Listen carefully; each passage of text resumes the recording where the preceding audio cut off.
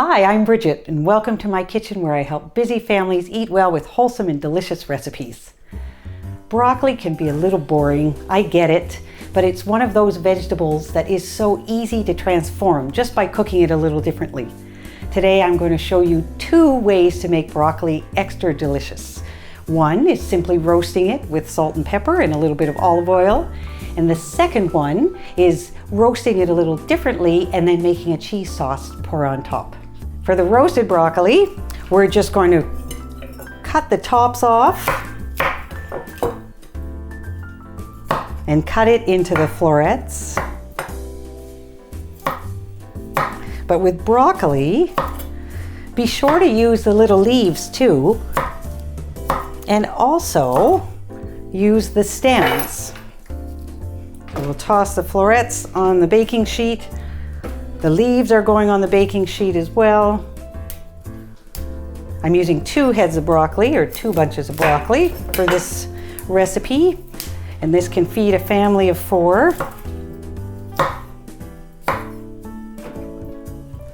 You can decide how large or small you want your florets to be, and it just impacts the cooking time.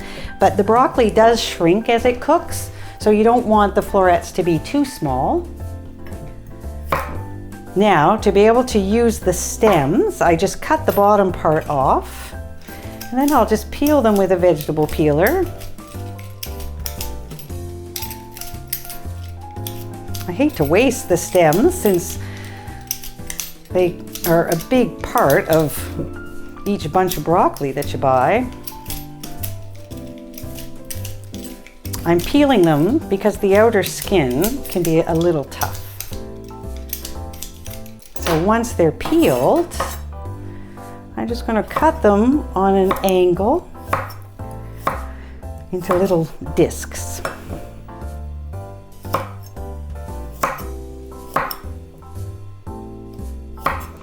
These are about 1/2 inch thick. Once your broccoli is all chopped, we're going to sprinkle it with olive oil. I'm using about 2 tablespoons of olive oil, maybe closer to 3. And then I will sprinkle over some salt, 1/2 teaspoon of salt or so. And then several grinds of black pepper. I'm going to toss it around a little bit just to make sure it's well coated. We're going to bake this at 375 degrees for about 25 minutes. The actual time the broccoli takes to cook will depend on how large your broccoli pieces are. We'll start testing our broccoli at about the 20-minute mark.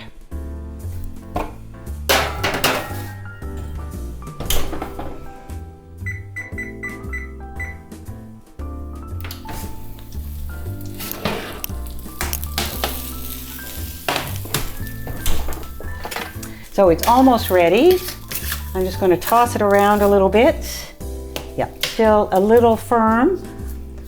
So it needs another 5 to 10 minutes.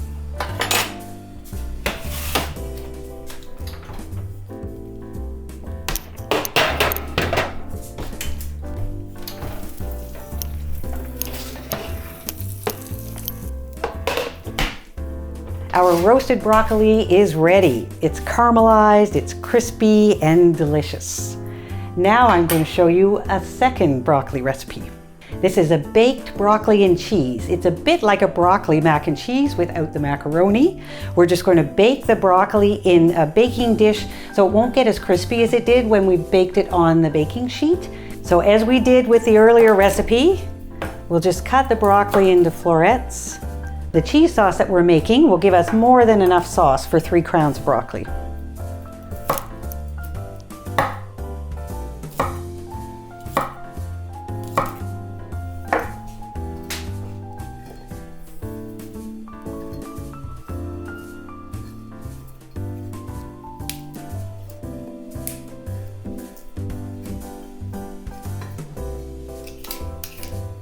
As you can see, the broccoli is in tighter quarters in this dish, and that's why it doesn't get as crispy, but it'll still get nice and tender. I'm not going to cook the whole stem because as we get to the bottom of the stem, it's a lot more woody. We'll pour a little bit of olive oil over top and we'll season it with a little bit of salt and pepper.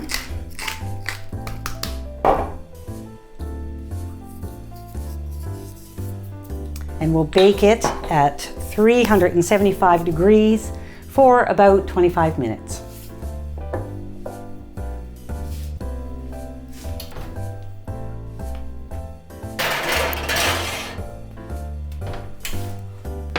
To make the cheese sauce, we're going to start with 2 tablespoons of butter. In a medium pot, we'll let that melt.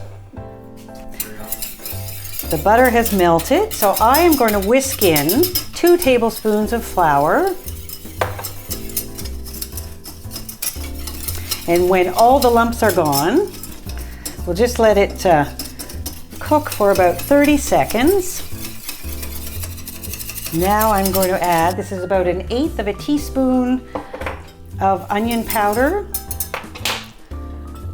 I'm going to add 1/2 teaspoon of dry mustard. You could use Dijon mustard if you wanted. And then I'm going to start whisking in milk. Have a cup of milk, and I'm going to start just with about 1/4 cup.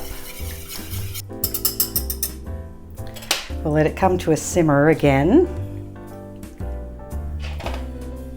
And then I will whisk in the remaining milk.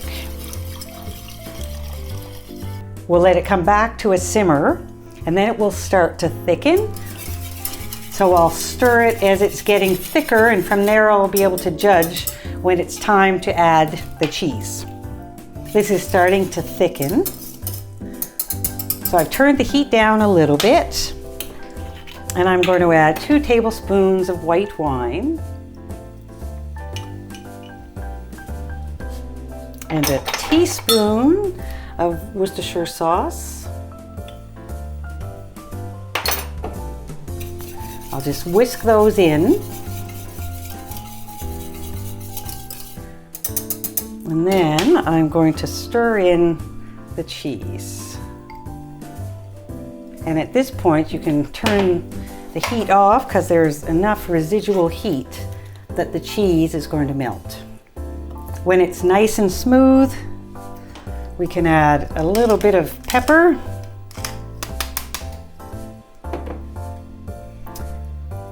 I'm going to take it off the heat and we'll check on our broccoli.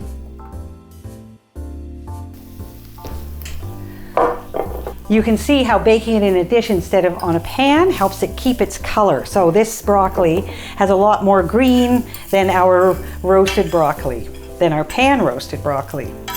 I'm just going to put it into a serving dish.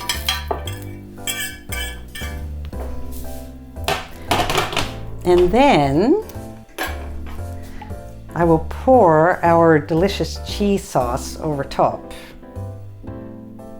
When I serve this at supper, I always put extra cheese sauce on the table because there is always someone who wants a little bit more sauce. You can also use the leftover cheese sauce on pasta. So there you have it, 2 recipes that show how broccoli can be anything but boring.